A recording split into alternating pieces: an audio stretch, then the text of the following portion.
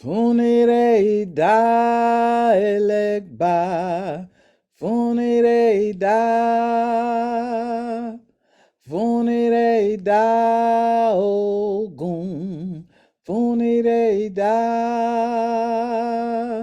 funire da ochosi, funire da, funire da o batala. Funire da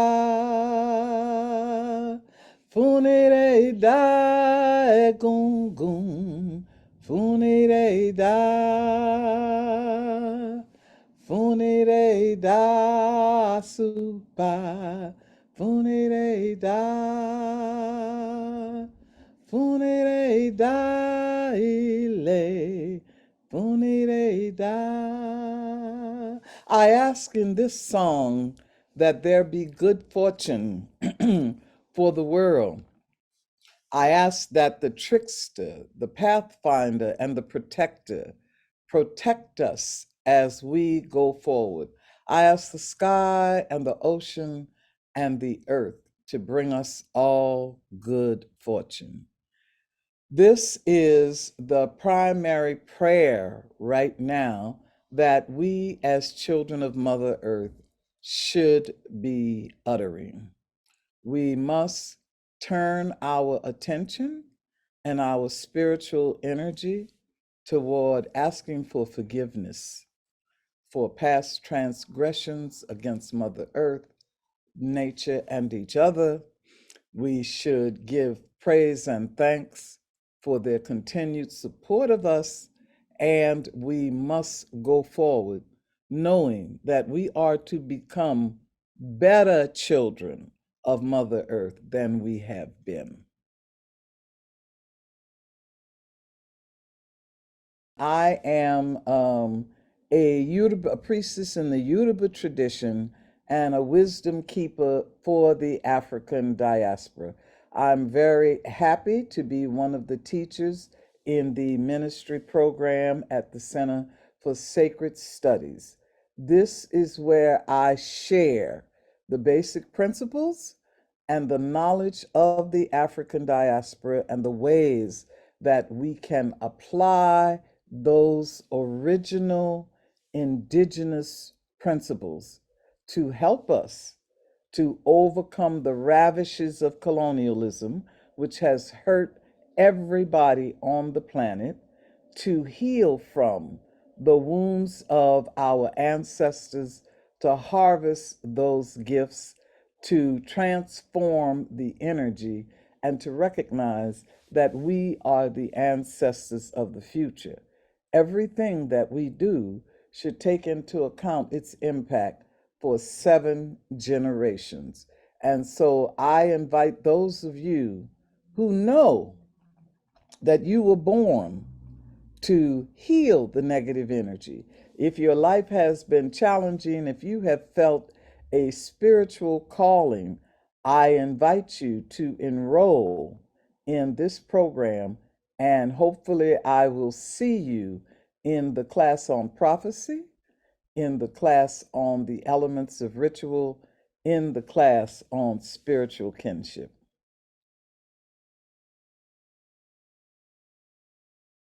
The main thing that I experience is that a lot of people who enroll in the program have a longing to be of spiritual service.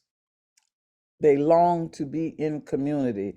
They long to understand who they are and what they came to earth to do and what they can contribute. And right now, we don't have a culture that encourages that kind of contribution. It's all material. How many things can you make, not who can you be and who can you help? And so, in the classes that I teach, one of the main things that happens is you come to understand who you are, why you are here, and the many ways that you can fulfill that. You learn how to call upon and harvest the positive energy of your ancestral inheritance and how to heal those wounds. And most importantly, how to take your creative energy and turn it into artistic expressions that can be shared with other people. So I teach the elements of ritual so that you can create cross cultural rituals in a respectful and safe manner. I teach practical ancestor reverence so that you can harness the wisdom of your ancestors. And I share with people the prophecies that are coming out of the African diaspora, which are in accord with all the other ancient teachings and have proven themselves to be true for hundreds of years. So, somebody who enrolls in one of my classes, I can assure you from past experiences that you will be transformed. You know, I grew up in Louisiana around the whispered retentions of African spirituality. I saw my mother and the women in my community interpret their dreams. I saw them talk to nature, make rain. I watched them the behavior that they expressed when a woman had a baby, and all of these things that were going on among the women in my community. The women on television were not doing these things, okay? And so it made me wonder why we were so different and what was the meaning of what we were doing. Now, the wonderful thing about it is if you sincerely ask a question long enough, the ancestors hear you and they begin to direct your feet along the path to finding out the answers to the questions.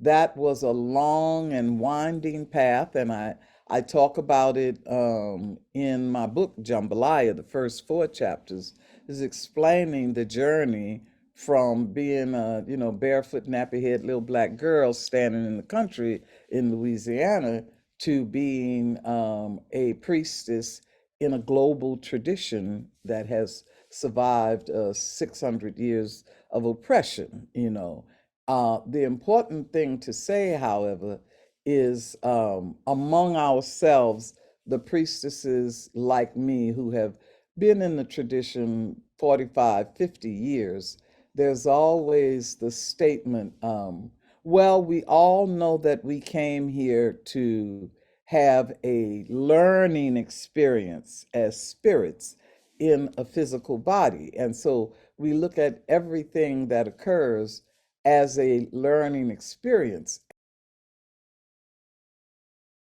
I think the most important thing has been to have a good dose of humility. You know, I am the kind of person, those of you who know astrology, I have a Virgo moon, and so I test everything. I study everything. I want to analyze everything, okay?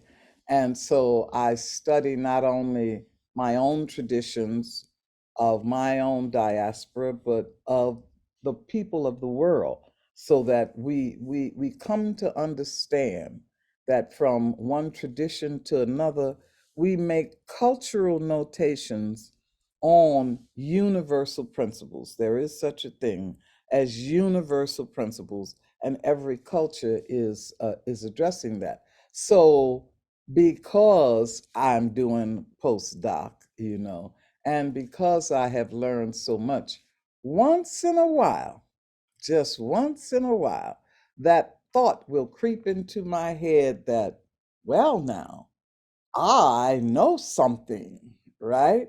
And as soon as I do that, the minute I do that, the trickster says, oh, really? Check this out. Go over here and learn that, okay? Do this, have this experience, okay? And so it keeps a certain kind of It keeps life fresh. It makes life interesting. It brings me in contact with amazing people.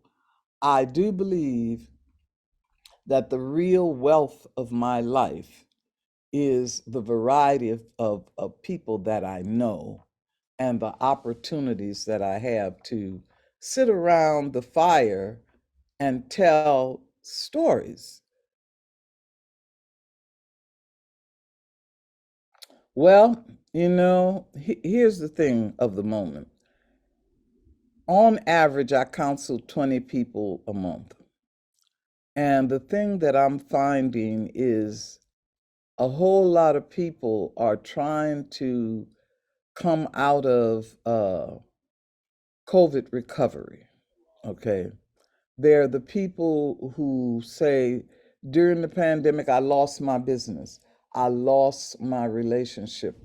I lost my inspiration for art. I lost this, that, and the other. Well, there's two things about that. Item number one, one of the gifts of the pandemic was what I call anthropause, where human activity was paused long enough for nature to reboot, you know. Without our activities, the dolphins were swimming, the birds were singing, the lions were bathing on the freeway in South Africa, you know. Nature got a break from our activity, okay? Now, the humans, some of the humans are saying, well, how do I get back to where I was? No, okay? The way it was is what led up to us arriving at a pandemic, right? We have to accept that this is a time of change. Now, the problem is that, people need to be ready to walk through the mystery. We're creating something new. We are being called to create something new. Okay. And there's a habit of going to the default, of returning to what we already know. No. Um, it's going to take courage. It's going to take being open. It's going to require a trust in our willingness to transform. It's going to call for a commitment to address problems honestly and squarely, and to call upon indigenous knowledge to come forward and help us understand what to do. So this is a time of change. This is a time of transformation, and we must have faith. Creation is going on all the time. The cells of our bodies are always changing and creating. Nature is always growing things. The planets are moving, and so this is a time of faith, testing, and commitment to a new way. Come on in, the water's fine. Come on in. Here you will encounter learning, you'll encounter support, you'll create community, and you will come out of the program feeling clearer, stronger, better equipped to participate in the co creation of a new way of being.